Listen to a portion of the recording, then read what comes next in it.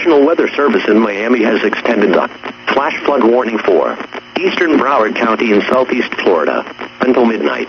At 8:55 p.m., National Weather Service Doppler radar showed a large swath of moderate to heavy rain and thunderstorms over into the west of Broward County. These thunderstorms will continue moving east into metropolitan Broward County through midnight.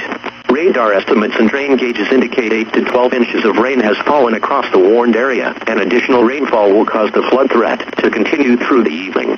Broward County Fire Rescue reported that most roadways across eastern Broward County were flooded.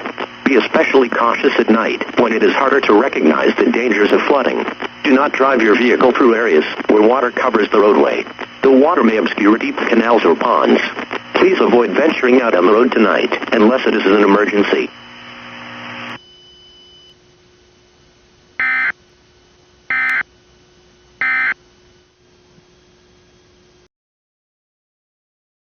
To deal with you today. Get